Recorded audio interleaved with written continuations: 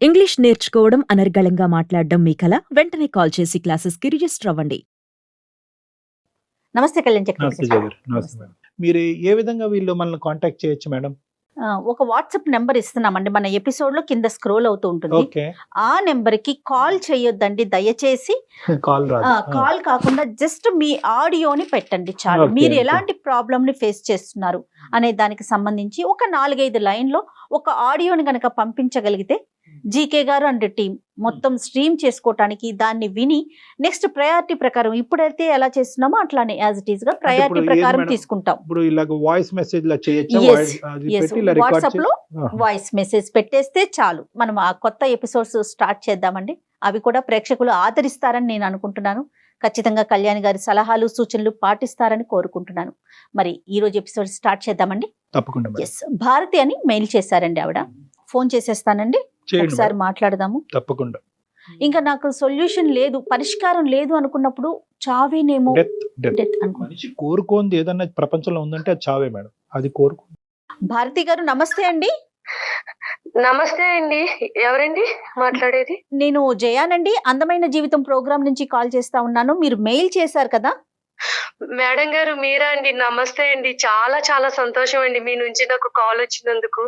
చాలా నేను- సంతోషం అమ్మా. కానీ నీ మెయిల్ చూసాక నాకైతే చాలా బాధ అనిపించింది. చాలా మంది డాక్టర్ గారు సలహాలు సూచనలు అడుగుతారు, డాక్టర్ కళ్యాణ్ గారివి. కానీ మీరు మాత్రం చనిపోవటానికి మార్గాన్ని అడిగారు. నాకు చాలా చాలా బాధ అనిపించింది. ఫస్ట్ మీరు ముందు డాక్టర్ గారితో మాట్లాడండి. తప్పకుండా అండి, భారతి గారు తప్పకుండా. నమస్తే అమ్మా. నమస్తే డాక్టర్ గారు. ఇంతకీ మీ సమస్య ఏంటమ్మా, చెప్పండి. అసలు మీ గురించి ఒక్కసారి వివరించండి. నాకు పెళ్ళయి 11 సంవత్సరాలు అవుతోందండి. ఓ. పుట్టింట్లో ఉన్నన్నాళ్ళు మేము 3 అమ్మాయిలము, ఒక అబ్బాయి. నేను రెండో అమ్మాయిని. పుట్టింట్లో చాలా నాన్నగారు గవర్నమెంట్ ఉద్యోగం చేసేవాళ్ళు. ఇప్పుడు రిటైర్ అయ్యి ఏదో చిన్న జాబ్ చేసుకుంటున్నారు. అలాగే వాళ్ళు చెప్పినట్టుగానే వాళ్ళు చెప్పిన సంబంధాన్ని చేసుకున్నానండి. ఒక అబ్బాయి.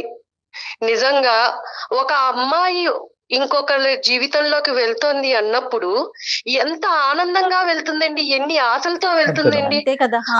అందులోనూ పెద్దవాళ్ళు కుదిర్చారు అంటే మనకి తగ్గట్టుగానే వాళ్ళు చూసుంటారు కదా అన్న ఆనందంలోనే ఉంటుంది కదా అండి. Blind faith. అంతేనమ్మా, అంతే అంతే. అతను ఎంత దుర్మార్గుడు అంటే అయ్యో చాలా అండి, చాలా అంటే చాలా దుర్మార్గుడు. అమ్మా. వాళ్ళకి చాలా వ్యాపారాలు ఉన్నాయి, రియల్ ఎస్టేట్ వ్యాపారాలు ఉన్నాయి. మన వాళ్ళకి మంచి అవే డబ్బు ఉన్న కనిపిస్తాయి. వాళ్ళు, పలుకుబడి ఉన్న వాళ్ళే, సంఘంలో పలుకుబడి ఉన్న వాళ్ళే. కానీ మనసులో మాత్రం క్రూరత్వం నిండిపోయిన వాళ్ళండి.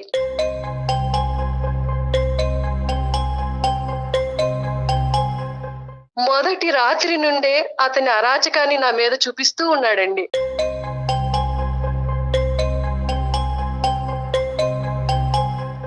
అయ్యో. మందు తాగి వచ్చి తాగుడు. సిగరెట్ కాలుస్తూ సిగరెట్. నన్ను ఒక యాష్ ట్రేగా యూజ్ చేసుకున్నాడు.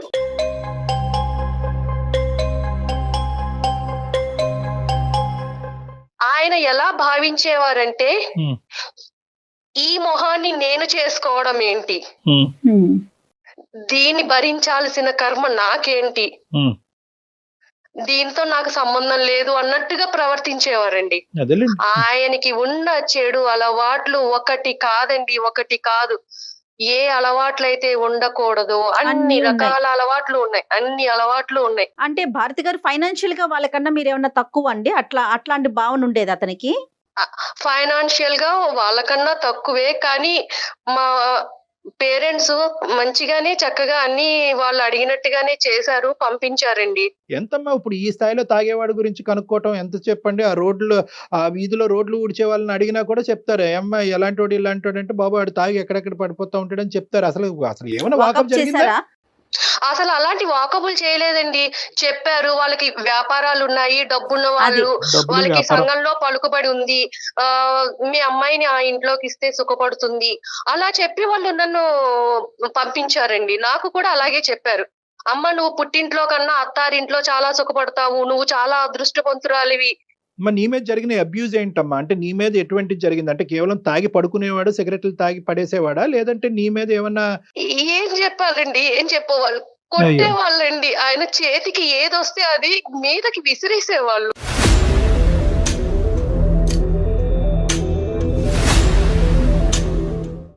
ఒక 3 ఏళ్ల తర్వాత 3 ఇయర్స్ నేను కడుపుతోటి ఉన్నానండి. అప్పుడే ఆ చెప్తారు దుర్మార్గుడితో ఒక బిడ్డకి తల్లినయ్యాను. ఓకేనమ్మా. ఆ టైంలో నాకు ఏమనిపించిందంటే అత్తారింట్లో ఉండటం కన్నా పుట్టింటికి వెళితే వాళ్ళ ఆదరణతో ఒక మంచి బిడ్డకి తల్లినవుతాను అని ఆలోచించి నేను పుట్టింటికి వెళ్ళిపోయానండి.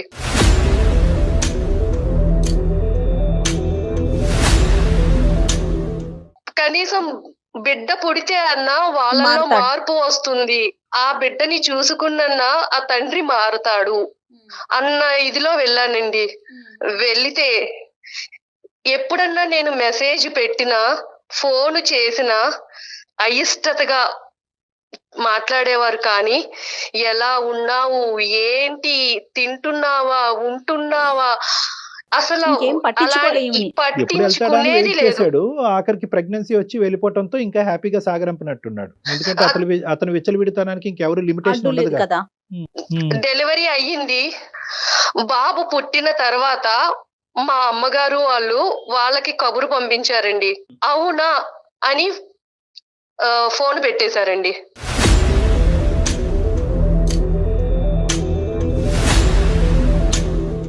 సరే, ఫైనల్ గా ఎప్పుడు చెప్పావమ్మా? మీ పుట్టింటోళ్ళకి ఎప్పుడు చెప్పావు? వాళ్ళ రియాక్షన్ ఏంటి? అది ఇంపార్టెంట్ మాకు. పుట్టింటి వాళ్ళకి ఎప్పుడు చెప్పానంటే ఎప్పుడైతే వాళ్ళు బిడ్డని కూడా చూడటానికి రాలేదో అప్పుడు చెప్పారు. అప్పుడు చెప్పానండి.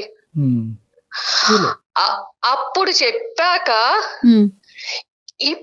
ఇప్పుడు అసలైన బాధ నాది మొదలైంది. ఇప్పుడు పుట్టింటి వాళ్ళకి నేను చులకనైపోయాను.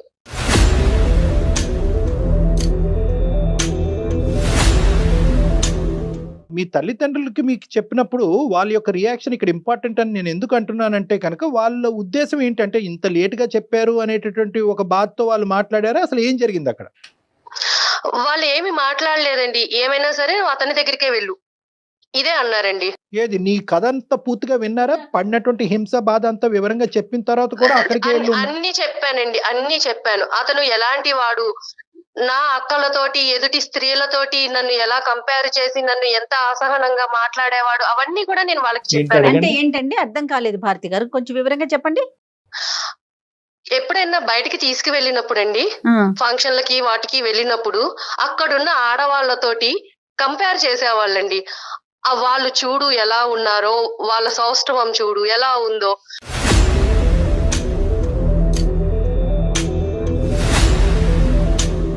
పక్కన భార్యను పెట్టుకుని ఎదుటి స్త్రీలో అందాన్ని వెతుక్కుంటున్నాడు కదా. ఏంటి నాలాంటి ఆడదాని పరిస్థితి ఏంటి, ఇలాగే ఉంటారా ప్రతి మగవాళ్ళు అన్న బాధ కూడా నాకు ఉండేది. తనకి.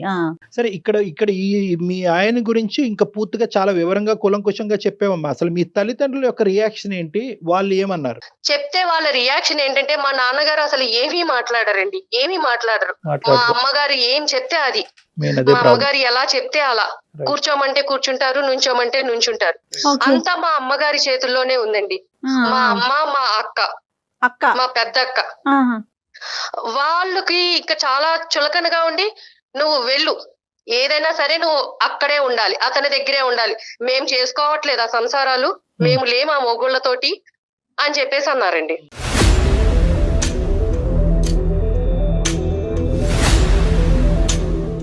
అంటే వాళ్ళ ఉద్దేశ ప్రకారం ఏంటంటే కనుక, ఒకసారి పెళ్లి చేసుకుంటే కనుక చావరేవో అక్కడే తేల్చుకోవాలి, మళ్ళీ పుట్టింటికి తిరిగి రాకూడదు అనేది. తిరిగి రాకూడదు. మిగతా వాళ్ళందరూ ఉండట్లేదా, మిగతా వాళ్ళు వాళ్ళ భర్తలతో ఉండట్లేదా, సుఖంగా వాళ్ళని మార్చుకుని సంసారాలు చెయ్యట్లేదా, నువ్వు ఎందుకు చెయ్యవు? అటువైపు నరకాసుడైనా హిరణ్యకశిపుడైనా ఎవరైనా కూడా అక్కడ ఉండాలి. రైట్, ఓకే, అర్థమైందమ్మా. మీ పేరెంట్స్ యొక్క, మీ ఫ్యామిలీ యొక్క సైకాలజీ అర్థమైంది. తర్వాత అమ్మా, మీ సిస్టర్స్ ఇద్దరు హ్యాపీయేనమ్మా? మీ సిస్టర్స్ ఇద్దరు హ్యాపీయే? వాళ్ళ హ్యాపీ, చాలా హ్యాపీగా ఉన్నారండి. వాళ్ళు చాలా హ్యాపీగా ఉన్నారు. సో పుట్టింటికి వచ్చిన తర్వాత నీ బాధ చెప్పుకునేటటువంటి క్రమంలో మీ సిస్టర్స్ దగ్గర నుంచి కూడా నీకు ఎటువంటి సపోర్ట్ రాలే? సపోర్ట్ రాలేదండి. ఒక రకమైన టార్చర్ కాదండి. మా అమ్మగారు గాని, మా పెద్దక్క గాని అసలు పెళ్లికి ముందు వాళ్ళు ఎలా ఉండేవాళ్ళు, నన్ను ఎలా చూసుకునేవాళ్ళు, అలాంటిది పెళ్ళయ్యాక భర్త ఆదరణ లేకపోతే ఇంత హింసిస్తారా నన్ను? అమ్మ కూడానా? అమ్మ కూడా అండి, అమ్మ కూడా. అంటే వాళ్ళకి ఒక చులకన ఏర్పడిపోయింది. అంటే దీనికి ఎవరి సపోర్టు లేదు, ఇది మన మీదే ఉంది, మన మీదే బతకాలి, దీనికి మనం తప్ప దిక్కు లేదు అని చెప్పి ఉమ్. ఇంట్లో చాకిరీ అండి, చాకిరీ ఎంత గొడ్డు చాకిరీ చేయించేవాళ్ళు. బాబా. వంట పని, ఇంటి పని, ఇంకా ఇదని అదని లేదండి, మొత్తం అంతా వాళ్ళకి అలుసైపోయాను నేను. అంటే దీనికి మొగుడు అంట లేదు, వీళ్ళకి మనమే దిక్కు, అదే ఇది కదా. ఏం చెప్పినా వినాల్సిందే, మనం ఏం చెప్తే అది చేయాల్సిందే పెన్నం మించి అన్నట్టుగా పోయిలో ఉండేవాళ్ళు. ఇప్పుడు మీరు పాప బాబా అన్నారండి? బాబండి, ఓకే. అది వాడేం చదువు అదృష్టమో దురదృష్టమో నిజంగా అండి, ఆ, ఆ బాబు పుట్టాడు అని ఆనందపడడానికి కూడా లేదండి. వాడు అయ్యో చాలా హైపర్ అండి, హెల్త్ ఇష్యూస్ చాలా అంటే చాలా ఉన్నాయి. ఫిజికల్ హెల్త్ అమ్మా, mental health? Physical and mental health బాగుండక ఫిజికల్ గా అసలు చాలా అండి, చాలా హైపర్ యాక్టివ్ అండి. ఎంత ఓహో. అల్లరి చేస్తాడంటే అసలు స్కూల్లో కూడా ప్రతి 3 నెలలకి పేరెంట్స్ నుంచి కంప్లైంట్లు అండి, మా అబ్బాయిని కొట్టాడండి, ఇదిగోండి మేము ఇలా సఫర్ అవుతున్నాము. వాళ్ళు ప్రిన్సిపల్ కి కంప్లైంట్ చేయడం, అప్పుడు ప్రిన్సిపల్ ఏమో అమ్మా ఇలాంటి పిల్లలు మా స్కూల్లో కాదమ్మా, మీరు వేరే స్కూల్లో జాయిన్ చేసుకోండి అది. మాకు టీసీ ఇచ్చేయడం. ADHD.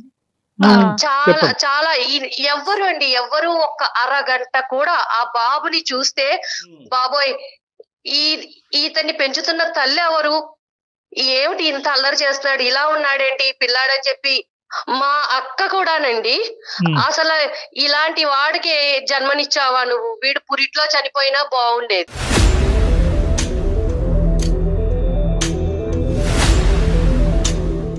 మా తమ్ముడండి మేనల్లుళ్ళు అంటే చాలా ఇదిగా ఉంటారు కదా, వాడు ఏదో అల్లరి చేస్తూ విరక్కొట్టాడని చెప్పి మా తమ్ముడు నన్ను కొట్టాడండి, నన్ను కొట్టాడు. కొట్టాడా? నన్ను కొట్టాడు.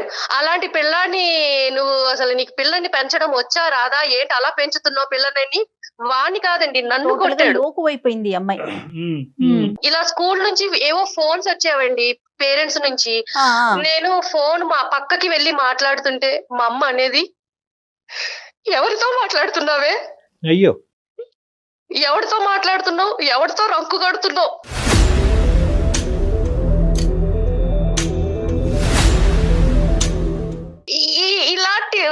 అలాంటి మాటలు మాట్లాడినప్పుడు ఒక ఆడదానిగా నేను ఎంత ఇదవుతానండి. మా అక్క మల్లెపూలు కొనుక్కునేదండి, ఒకసారి ఆ మల్లెపూలు నా చేతిలోకి తీసుకుంటే నీలాంటి దానికి ఎందుకే మల్లెపూలు అందండి. అంటే నేను ఎందుకు పనికిరాని దాన్ని, అంటే వాళ్ళకి ఎందుకు అంత లోకం అయిపోయాను, ఎందుకు అంత చులకనగా మాట్లాడాలి నన్ను.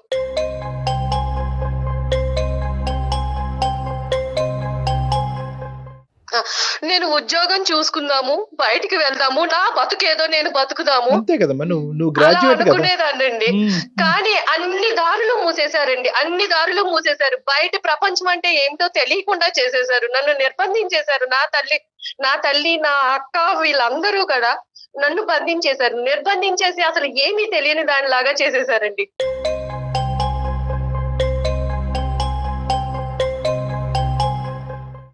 లేదండి, ఇవన్నీ నేను భరించలేనండి, నాకు చావు ఒక్కటే అయ్యో పరిష్కారం అట్లా అండి. ఏం కాదమ్మా, అట్లా ఏం కాదు. నాకు నిజంగా చావు ఒక్కటే పరిష్కారం అండి, ఇటు పుట్టింటిని తట్టుకోలేను. కాదమ్మా భారతి, నువ్వు 1కి 10 సార్లు చావు చావు అంటున్నావు. నువ్వు ఉండగానే నీ కొడుకుని ప్రపంచం ఈ విధంగా ట్రీట్ చేస్తుంటే నువ్వు చనిపోయిన తర్వాత వాడికి ఏమైనా దిక్కు మొక్కు ఉంటదమ్మా? కానీ వాడిని వాడు తీసుకెళ్లి ఒక కూడా పిచ్చి వాడికి ఆసుపత్రిలో పడేసి జీవితాంతం నువ్వు ఇక్కడే సావరా అంటారు. లేదంటే ఏదో నేరం చేస్తే కనుక తీసుకెళ్లి జైల్లో పెట్టి అక్కడ జీవిత ఖైదీలాగా ఉంటాడు వాడు. అది తప్పు. వాడి వల్ల కూడా నాకు సుఖం లేదు కదండి, అలా వాడిని కాదు చూసుకుని అమ్మా. బతుకుదాం ఒకటి అనుకున్నా కూడా. At the end of the day ఒక తల్లి పాత్రలో నేను నిలబడినప్పుడు 100 అయినా 106 వాడి జీవితాన్ని చక్కదిద్దేంత వరకు నువ్వు చావు అనే పదం వాడకూడదు, ఎప్పటికీ వాడకూడదు. ఎవరు నీ తరపున మంచిగా మాట్లాడే వాళ్ళు ఒక్కరు లేరమ్మా. నువ్వు పెళ్లి కాకముందు అందరూ దేవతలు దేవుళ్ళు ఒక మంచి సంబంధం చూశారు కాబట్టి కళ్ళు మూసుకుని చేసుకున్నానని నువ్వు అంటున్నావు. ఏమైపోయారు ఈ దేవతలు దేవుళ్ళు ఇప్పుడు? ఎవరు లేరా? మీ నాన్న మాట్లాడ్డా, మీ తమ్ముడు మాట్లాడ్డా? నేను మా నాన్నగారితోటే మాట్లాడాలనుకుంటున్నానండి. మా నాన్నగారే ఈ సమస్యకి ఏమన్నా మాట్లాడతారేమో, నాకు సమస్య పరిష్కారం చూపిస్తారేమో అని. మాట్లాడిన మహానుభావుడు ఇప్పుడు మాట్లాడతాడమ్మా. 9 సంవత్సరాల తర్వాత ఈ హింసంతా కళ్ళెదురుకుంటా కూర్చున్నటువంటి మీ నాన్న ఇప్పుడు మాట్లాడతాడా నువ్వు అడిగితే? నీకు ఆ నమ్మకం నేను ఉందా? నిలదీయాలనుకుంటున్నానండి, మా నాన్నగారిని నిలదీయాలనుకుంటున్నాను. ఎందుకైనా నిలదీసే ముందు ఒకసారి నిన్ను నువ్వు కూడా ప్రశ్నించుకో భారతి. ఇప్పుడు గ్రాడ్యుయేట్ చదువుకున్న పిల్ల, అతనితో బాధలు 3 ఏళ్లు పడి పుట్టింట్లో చెప్పలేదు, కనీసం బయటకు వచ్చి నీ కాళ్ళ మీద నువ్వు బతకలేవా? ఫ్రెండ్స్ గాని ఎవ్వరు లేరా భారతి? ప్రపంచం నాకు ఏమన్నా అసలు ఏమైపోయిందమ్మా? లేదండి, ఫ్రెండ్స్ తో గాని ఇరుగు పొరుగు వాళ్ళతో గాని నాకు ఎలాంటి సంబంధము లేదు. అసలు నాకు ఎవరితోటి కనెక్షన్ లేని ఇదిలో అయిపోయానండి. నన్ను అలా నిర్బంధించేశారు. లేదమ్మా, నువ్వు ఏంటంటే ఇప్పుడు పుండుమే కారం చల్లటం అనేటటువంటి అంశాన్ని నేను ప్రతిసారి నేను చిత్రీకరిస్తూ ఉంటాను. ఇక్కడ ఏంటంటే నువ్వు ప్రతి స్టెప్ కూడా స్లో అమ్మా, ప్రతి స్టెప్ స్లో. ఒకటి ఏంటంటే ఐదర్ అవతల వాళ్ళ గురించి సాక్రిఫైస్ చేస్తావు. మొగుడు శాడిస్ట్ అయినా కూడా కొడుకుని ఇస్తే కనుక వాడు దేవుడు అయిపోతాడని అనుకున్నావు. తల్లిదండ్రులకు చెప్తే వాళ్ళు బాధపడతారు అనుకున్నావు. మళ్ళీ అక్కడ కంగు తిన్నావు. మీ తల్లిదండ్రులు వాళ్ళు ఏంటంటే కంప్లీట్ గా రివర్స్ పిక్చర్ చూపెట్టి వాడికి మించినటువంటి శాడిస్ట్ లాగా ఏమనుకోవద్దు, వాడికి మించిన శాడిస్ట్ లాగా వీళ్ళు తయారయ్యారు. ఎక్కడ కూడా పుట్టింటి వాళ్ళు ఇలా రియాక్ట్ అవుతారని మనం అనుకోలేదు. దానికి తోడు ఏంటంటే ఎప్పుడైతే నీ కొడుకు ఇలా పుట్టాడో నీకేంటంటే అన్ని ద్వారాలు మూసిపోయి నాకు ఇంకో జీవితం లేదని చెప్పి నువ్వు ఫిక్స్ అయిపోయావు. ఇప్పుడు నాకు కావాల్సింది ఏంటంటే మీ తండ్రి గారిని నిలదీయాలి, అడగాలి అని అనుకునేటటువంటి మీ ఆలోచన వెనకాతల నెంబర్ 1, ఈ రోజు మీరు మాకెలా చేసి మాట్లాడుతున్నారు? ఇప్పుడు ఎక్కడున్నారు మీ అమ్మాళ్ళు అందరూ? అంటే ఇంతకాలం మా అమ్మగారు వాళ్ళ అమ్మగారికి బాలేదు అంటే వేరే ఊరు వెళ్ళారండి. అమ్మమ్మకి బాలేదు. అయితే ఆవిడ కాలం చేశారు. ఇంకొక 11 రోజుల వరకు వాళ్ళు రారు. నా సమస్యకు కూడా ఒక పరిష్కారం దొరుకుతుందని ఇమీడియట్ గా నేను మీకు మెయిల్ చేశాను. సంతోషం అమ్మా, అక్కడ వరకు సంతోషం. మీరు అసలు ఏం ఎక్స్పెక్ట్ చేస్తున్నారు? నాన్నగారితో మాట్లాడాలని అంటున్నారు, మెయిల్లో కూడా చూసాను. నేను నాన్నగారితో మాట్లాడాలండి. నా సమస్యకి పరిష్కారం నాన్నగారే చెప్తారా, డాక్టర్ గారే చెప్తారా? కానీ నన్ను ఈ చిక్కుల వలయం నుంచి, ఈ సమస్యల నుంచి నన్ను బయట పాడేయండి. భారతమ్మ, ఒక్కటి తల్లి, ఎవడి జీవితం నుంచి బయట పడేయలేడమ్మా. మన జీవితానికి సంబంధించినటువంటి నిర్ణయం మనం తీసుకోవాలి. మేము కేవలం మెంటర్స్ మాత్రమే. కొద్దిగా టార్చ్ లైట్ వేస్తాం, ఆ చీకటిలోంచి మీరు నడుచుకుంటూ వెళ్ళాలి. టార్చ్ లైట్ మాత్రమే. అయినా సరే మీ తండ్రిని కొన్ని ప్రశ్నలు అడుగుదామని అనుకుంటున్నావు కాబట్టి అతనితో మాట్లాడి. ఎక్కడున్నాడో మాత్రం? నాన్నగారు బయటికి వెళ్ళారండి. ఆయన ఉద్యోగం చేస్తారని చెప్పాను కదా, అక్కడికి వెళ్ళారండి. అలాగే మీ సమస్యకు ఒక పరిష్కారాన్ని నిర్ణయించుకోండి. ఆయన నిలదీస్తారు. నిలదీస్తే ఏమవుతుంది? మీ కడుపు మంట చల్లారుతుంది, అంతే. నెక్స్ట్ ఏంటి అది కూడా ఆలోచించండి, అంతే కదా కళ్యాణ్ గారు? అంతే. మరి మాట్లాడదామండి. ఎట్లా లైన్ కలుపుతారా భారతి గారు మీరు? నేను నాన్నగారికి ఒకసారి కాల్ చేస్తానండి. అమ్మాయికి ఏంటంటే జయ గారు, మనం ఈ రోజు ఇలా మాట్లాడేటప్పటికి అమ్మాయికి ఒక ధైర్యం వచ్చింది. ఇప్పుడు స్టార్ట్ అయింది అమ్మాయి జీవితంలో ఏంటంటే నెంబర్ 1, ప్రశ్నించాలి, అడిగి కారణాలు తెలుసుకోవాలి, తర్వాత సమస్యకి పరిష్కారం ఎత్తుక్కోవాలి. సహజంగా మనిషి ఒక మానసిక పరిస్థితి జరిగింది, ప్రశ్నలకి బదులు కావాలి. సమస్య పరిష్కారం ఎత్తుక్కుంటే ఎత్తుక్కోరు. అదే నమ్మకాన్ని అందరికి అదే నమ్మకాన్ని ఇస్తూ ఉంటారు. మన థింకింగ్ లైన్ మారాలి. హలో, ఏంటమ్మా? ఏం చేస్తున్నావు నాన్న? ఏం చేస్తున్నానమ్మా, ఇప్పుడు ఉండే కష్టాలే. నాన్న, నా పరిస్థితి నువ్వు చూస్తున్నావా నాన్న? ఇంట్లో పరిస్థితి నీకు అర్థం అవుతుందా నాన్న?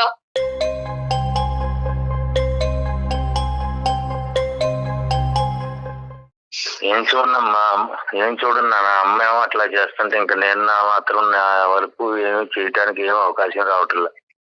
నువ్వు ఇంటికి పెద్ద నాన్న, నీ కూతురు జీవితం అలా అయిపోతుంటే నువ్వు ఎలా చూస్తున్నావు నాన్న? అమ్మకి ఎందుకు చెప్పలేకపోతున్నావు?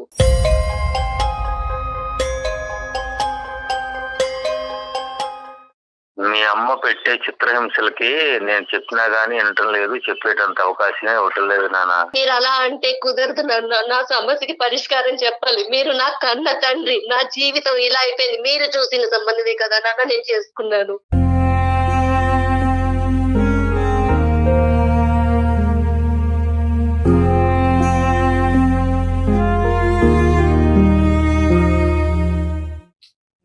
మీరు చెప్పినట్టే కదా నన్ను విన్నాను. మీ కళ్ళ ముందు జీవితం ఇలా అయిపోతుంటే మీరు ఎలా చూస్తున్నారు నాన్న?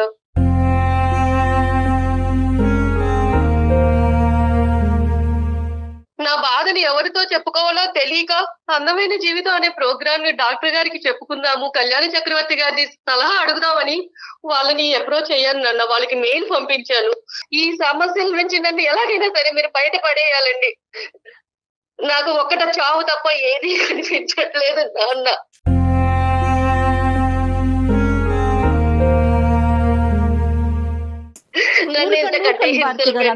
భారతి గారు, అమ్మా భారతి, శ్రీనివాసరావు గారు నమస్తే అండి. నేను డాక్టర్ కళ్యాణ్ చక్రవర్తి అండి, అందమైన జీవితం అనే కార్యక్రమం నుంచి మాట్లాడుతున్నాను, సుమన్ టీవీ తరఫున. నాతో పాటు జయ మేడం కూడా ఉన్నారు. నమస్తే అండి శ్రీనివాస్ గారు. ఎక్కడున్నారు శ్రీనివాస్ గారు? మీరు ఏం చేస్తున్నారు? మీ అమ్మాయి పరిస్థితిని అర్థం చేసుకున్నారా? ఏం చేయబోతున్నారు? ఏం చేశారు? వాళ్ళు చిన్నప్పుడు నానా ఇబ్బందులు పడి పెంచానండి. కష్టాల్లో చాలా ఇబ్బందులు పడి కష్టాలు పడి నా భార్య సరిగా అర్థం చేసుకోకుండా నన్నే ఇబ్బంది పెట్టేసి అవును ఏమైనా చిత్రహింసలకు గురి చేసిందండి. ఎవరు మిమ్మల్ని? మిమ్మల్ని? ఆ చాలా ఇబ్బంది పెట్టేసింది సార్. సో నేనే అట్లాగే కావలేక బ్రతికి ఇక ఉండి నా భార్యకి ఎదురు చెప్పలేక అట్లా బతుకుతున్నానండి. ఆమెకి దాసోహం అయిపోయారా? మీదే పెద్ద కథలా ఉందా మీ ఆ. అమ్మాయి కంటే?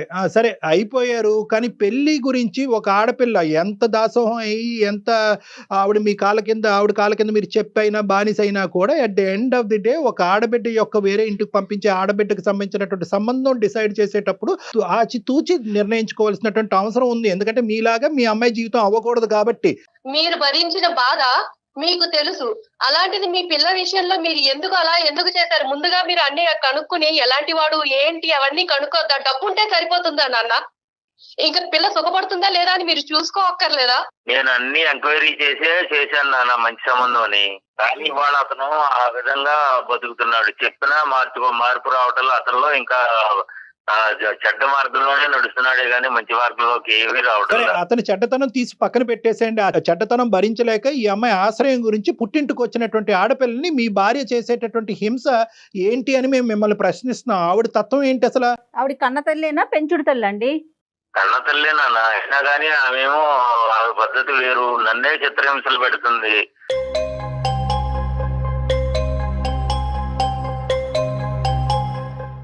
గ్యాస్ స్టవ్ మీద వచ్చి ఆ శారీ వేసేసి ఇక నేను చచ్చిపోతానని అంటుంది. అయినా నేను ఎదురు చెప్పలేక ఇక నేను బ్రతుకుతున్నా.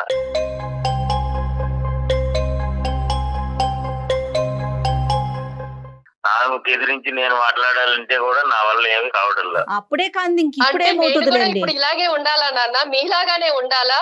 మరి ఇప్పుడు ఈ పిల్ల పరిస్థితి ఏంటండి? మీలాగానే చావో బతుకో సైలెంట్ అయిపోయి అక్కడే బతకాలా? వెళ్ళిపోమంటారా? ఏంటి నాన్న? నా బతుకు నన్ను ఎలా బతకాలో మీరు చెప్పండి. కాదండి, ఇప్పుడు ఒకటి శ్రీనివాస్ గారు, మీ ఆవిడ ఏమో వచ్చి గ్యాస్ స్టవ్ మీద చీర పెట్టుకుని ముట్టించుకుంటది అనేటటువంటి భయంతో మీరు వెనకడిగేస్తున్నారు. ఇప్పుడు అదే మాట మీ కూతురు అంటుంది, నేను బ్రతకాలా చచ్చిపోవాలా? ఒక పక్క నుంచి వాడు ఒక హైపర్ యాక్టివ్ కిడ్ పట్టుకుని వాడిని భరించలేక అన్ని అవమానాలు భరించలేక నేను చచ్చిపోవాలని అని అనుకుంటే మాకు ఫోన్ చేసింది ఈ రోజు మీ అమ్మాయి. మీ కూతురికి ఏం సమాధానం చెప్తామో చెప్పండి ఒకసారి. వాడిని కేకలేసి మంచిగా బతికేది వర్తమానం చెప్పండి ఇంట్లోనే, వాళ్ళ ఇంట్లోనే. ఇంకా అంతకంటే చెప్పేది ఏముంది ఇంకా? అయ్యో రామా.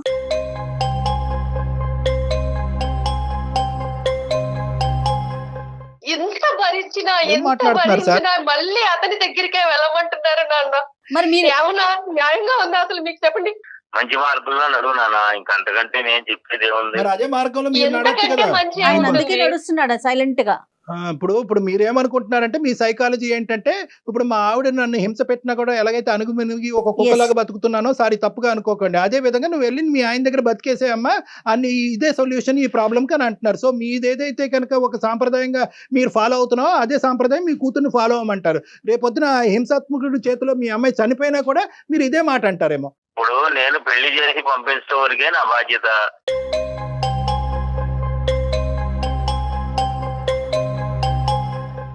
వాళ్ళు చేతులు బాధపడండి. దులిపేసుకున్నారా నాన్న? పెళ్లి దులిపేసుకున్నాడు, అయిపోయిన తర్వాత ఇంకేంటి? చేతులు దులిపేసుకున్నారా మీరు అసలు?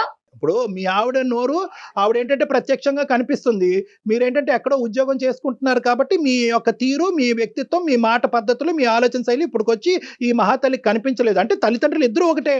పోనీ అమ్మాయి కాళ్ళ మీద నిలబడుతుంది కదా, దానికైనా ఈయన సపోర్ట్ చేయొచ్చు కదండి. ఏమండి అదే నన్ను ఆ బయటపడేయమనండి. అంశం చెప్పండి. నన్ను ఎక్కడికన్నా తీసుకెళ్లి ఎక్కడైనా ఉంచండి. నా బతికేదో నేను బతుకుతాను. ఆ మా అమ్మాయి వయసులో ఉంది కదా అని చెప్పి బయటికి వెళ్తే నలుగురు 4 రకాలుగా మాట్లాడతారు, అందుకని రకరకాల పద్ధతులు వస్తాయి అని చెప్పి వాళ్ళ అమ్మకి ఇష్టం లేదు, ఉద్యోగం చేయించుదామనే ఉద్దేశం లేదు. మీకు ఏంటి నాన్న? మీ పెంపకం మీద మీకు నమ్మకం లేదా నాన్న?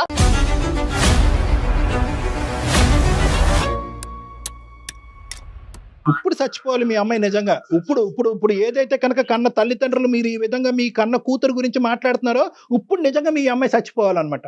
మీ బిడ్డ మీద మీరు నమ్మకం లేదండి, ఆ అమ్మాయి క్యారెక్టర్ గురించి మీరు మాట్లాడుతున్నారా ఈ రోజు? వాళ్ళు చక్కగానే ఇంట్లో బతుకుతానంటున్నారు కదా, ఇంట్లో ఉండే ఏమైంది? బయటికి వెళ్ళి 4 మాటలు అనిపించుకునే దానికంటే ఇంట్లో చక్కగా ఇంట్లో అంత ఉన్నానా గొప్పగా నాన్న? ఉందండి మీ ఇంట్లో? మీరు చూస్తున్నారు కదా, దాన్ని చక్కగా ఉండడం అంటారా? చెప్పండి. వాళ్ళ ఫ్యామిలీ మెంబర్స్ తో మాట్లాడారా? వాళ్ళ పెద్దవాళ్ళతో ఏమన్నా మాట్లాడారండి శ్రీనివాస్ గారు? మాట్లాడాం సార్, మాట్లాడాం, అన్ని అయినాయి, ఏమన్నారండి? ఏం చెప్పాడు అతను? వాడేమో వాడి పద్ధతుల్లో వాడు నడుస్తాడు, అల్లుడు గాడు. మా అమ్మాయినేమో చిత్రహింసలు పెడతారు, మా ఆవిడేమో నన్ను పెట్టిన దానికంటే ఎక్కువగా మా అమ్మాయిని కూడా పెడుతున్నారు అక్కడ. అన్నీ తెలుసు మీకు. అంతేగాని కనీసం వాళ్ళు ఒక కర్మ. ఫ్యామిలీ పద్ధతిగా కావాలని పెళ్లి చేసుకున్నాము, ఇంట్లో ఉంచుకుని మీ ఇంట్లో ఏమి ఇచ్చింది ఆ మాట అనకూడదు కానీ ఏమండి వేరే ఫ్యామిలీ గురించి ఎందుకు మాట్లాడటం మనది అండి? చూసుకుందాం ముందు. అత్తింట్లో నరకాన్ని అనుభవిస్తూ పుట్టింటికి వస్తే కనుక అక్కడ మించిన నరకాన్ని మీ అమ్మ మీ ఆవిడ చూపెట్టింది సొంత కూతురికి. అంటే వాళ్ళ పెంపకం మీదే వాళ్ళకి నమ్మకం లేదు. ఇక్కడ నాకు అదే సరే అర్థమైంది. ఇప్పుడు ఒకటమ్మా అమ్మా ఒకటే ఇంకా అమ్మ ఈ స్టోరీని ఇక్కడ క్లోజ్ చేయాలి Bharati. All doors are close. నా అనేటటువంటి మనుషుల్ని నమ్ముకుని నువ్వు బ్రతకాలి అనుకుంటే కనుక నువ్వు బ్రతకలేవు. నిన్ను నువ్వు నమ్ముకుంటేనే బ్రతకగలవు అనేటటువంటిది ఈ రోజు మీ నాన్న మాట ద్వారా మనకి ఇక్కడ అర్థమైంది. నేనేదో ఇతను పొడి చేస్తాడని చెప్పి ఫోన్ కలపండి అని నేను అన్నాను. నాకు తెలిసి ఇతని క్యారెక్టర్. అమ్మ భారతి చెప్పండి. రైట్. చెప్పండి. ఇప్పుడు నువ్వే నీ కౌన్సిలర్, నువ్వే నీ డాక్టర్, నీ మనోధైర్యమే నీ శక్తి. ఈ రోజు నీకంటూ ఒక బిడ్డ ఉన్నాడు, ఆ బిడ్డ పరిస్థితి కూడా అంత బాలేదని అంటున్నావు. నీ జీవితాన్ని నువ్వు పోషించుకుంటూ వాడిని కూడా కాసుకోవటం అనేది కష్టం. కాబట్టి ఈ దారి చెప్తున్నాను. ప్రధానంగా ఏంటంటే నిన్నెవ్వరు ఏ తలుపులు మూయలేదు, ఎవరు నిన్ను ఆపలేరు. నువ్వు బయటకు వచ్చి నీ కాళ్ళ మీద నువ్వు నిలబడేటటువంటి ప్రయత్నం నువ్వు చేయాలి. అదొకటే ఈ సమస్యకి పరిష్కారం. బయట ప్రపంచం అసలు ఎలా ఉంటుందో మర్చిపోయానండి. మర్చిపోయి 12 ఏళ్ళు అవుతుంది బయట ప్రపంచంతో సంబంధాలు తెగిపోయి. ఇన్ని రోజులు నువ్వు ఏం చేసావంటే కనుక నాకందరూ ఉన్నారు, ఈ అందరూ మారితే కనుక అక్కడ మొగుడు మారుతాడన్నావు, మారలేదు. తల్లి మారుతాడన్నావు, మారలేదు. తమ్ముడు మారుతాడన్నావు, మారలేదు. అక్క చెల్లి మారుతా, మారలేదు. ఈ రోజు మీ నాన్న మారుతాడని చెప్పి మాకు ఫోన్ చేసాం, మీ నాన్న కూడా మారలేదు. నాకు అలవాటు లేదండి, నాకు ఎవరు లేరు అనేటటువంటిది కాదు. మీకు మేము ఉన్నాం. మీరు అంత మాట అన్నారు, మీరు నాకు అంత మోరల్ సపోర్ట్ ఇచ్చినప్పుడు నేను తప్పకుండా ఒక స్టెప్ తీసుకుంటాను. మా అమ్మగారు వాళ్ళు వచ్చే లోపు నేను ఎలాగైనా సరే నేను ఆ ఇంటి నుంచి బయటపడి నా కాళ్ళ మీద నేను నిలబడాలండి. నీ క్వాలిఫికేషన్ బట్టి అమ్మ ఇది అంత ఈజీ ప్రయాణం కాదు. నువ్వు అన్నట్టుగానే ఏంటంటే ఇప్పటి వరకు అక్కడే ఉంటూ అదే కుంపట్లో ఉంటూ ఆ విధంగానే బ్రతికి బయట ప్రపంచాన్ని అంతా నీకు నువ్వుగా కట్ చేసేసుకున్నావు చూడు. ఇప్పుడు బయట ప్రపంచంలోకి వచ్చి నీ కాళ్ళ మీద నిలబడటం అనేటటువంటిది అంత ఈజీ అయితే కాదు అని చెప్పి నువ్వు నరకం అనుభవించే అంత కష్టం కూడా కాదు. యాజ్ ఏ సైకియాట్రిస్ట్ నేనేమంటున్నానంటే నీ కొడుక్కి మంచి రీహాబిలిటేషన్ సెంటర్లో పెట్టిద్దాం, ఫ్రీగా పెట్టిద్దాం. ఏదన్నా అట్లీస్ట్ నువ్వు ఏంటంటే నీ కాళ్ళ మీద నువ్వు నిలబడేంత వరకు ఆ రీహాబిలిటేషన్ సెంటర్కి ఏదైనా నువ్వు పే చేసేంత వరకు నీకు ఫ్రీగా మేము సపోర్ట్ ఇవ్వడానికి ట్రై చేస్తాం. ఓకే. ఆ అబ్బాయికి ప్రధానంగా ఏంటంటే మీ అందరూ గొడవల వల్ల ఏంటంటే వాడు నెగ్లెక్ట్ అయిపోతున్నాడు. 12-13 సంవత్సరాల తర్వాత ఇటువంటి పిల్లలు మారేదానికి అవకాశం ఉండదు. వాళ్ళు ఇంకా హింసాత్మకమైనటువంటి దారిలోకి వెళ్ళిపోతారు. కాబట్టి ఈరోజు నీ సమస్య ఒక ఎత్తు అయితే కనుక వాడిని బాగు చేయడం అనేది కూడా ఇంకో ఎత్తు. సో వాడికి ఇంకా 9 years అంటున్నావు కాబట్టి నెక్స్ట్ 3 years మనం వాడి యొక్క జీవితం ఒక గాడిలో పెట్టడానికి మనం అందరం యుద్ధం చేయాలి. ఆ సపోర్ట్ లో మేము కూడా ఉంటాం, జయ గారు కూడా ఉంటారు, సుమన్ టీవీ వాళ్ళు ఉంటారు. తప్పకుండా ఉంటుందండి, అందులో అసలు ఎటువంటి సందేహం లేదు. చాలా సంతోషం అండి, చాలా మనోధైర్యాన్ని ఇచ్చారు నాకు. ఇది అయిపోయిన తర్వాత నేను మీతో ఒకసారి పర్సనల్ గా మాట్లాడతాను. భారతి గారు ఏం చేద్దాం, ఎలా చేద్దాం, మీ క్వాలిఫికేషన్ కి తగినట్టుగా ఎలాంటి పని దొరుకుతుంది, ఇవన్నీ మనం ఆలోచిద్దాము. మీరు అన్నట్లుగా అమ్మ వాళ్ళు వచ్చేలోపు ఒక నిర్ణయం తీసుకోండి, అవసరమైతే ఒక కంప్లైంట్ పెట్టేసేయండి. అంతేనా కళ్యాణ్ గారు? అంతే. ఎస్, ఓకేనమ్మా. ధైర్యంగా ఉండండి. సూపర్. ధన్యవాదాలండి డాక్టర్ గారు, చాలా సంతోషం అండి మీతో మాట్లాడాక నాకు చాలా హ్యాపీగా ఉందండి. ఓకే భారతి అమ్మ, ఆల్ ది బెస్ట్ అమ్మా, will be in touch with you. ఓకేనండి, థ్యాంక్ యూ అండి. Right sir. ఎలా మొదలైంది, ఎలా ఎండ్ అయింది చూడండి కళ్యాణ్ గారు. అమ్మాయికి ఏంటంటే అమ్మ అది నేను ఇందాక అన్నాను కదా స్టార్టింగ్ లో, కొన్ని ప్రశ్నలకు ఆ అమ్మాయికి బదులు దొరికేంత వరకు ఈ అమ్మాయి నెక్స్ట్ అడుగు వేయదు అని చెప్పి నేను స్టార్టింగ్ లో చెప్పాను. ఇప్పుడు ఆ సమాధానానికి తనకు దొరికింది. అంటే మా నాన్న మారుతాడేమో, మా నాన్న ద్వారా నేను ఇంట్లోంచి బయట పడచ్చేమో అనేటటువంటి ఆలోచనని ఇప్పుడు ఆ అమ్మాయికి ఏమర్థమైందంటే కనుక మా నాన్నగారు తలుపు వేసుకుని అతని స్వార్థం చూసుకుంటున్నాడు తెలిసింది. కాబట్టి ఇప్పుడు నెక్స్ట్ అడుగేయడానికి ఆ అమ్మాయి రెడీ అయింది. రైట్ అండి. ఎపిసోడ్ అయిపోయినాక నేను ఒకసారి పర్సనల్ గా తనతో మాట్లాడతాను, మీకు అప్డేట్ చేస్తాను. తప్పకుండా జయ గారు. Right, thank you so much అండి.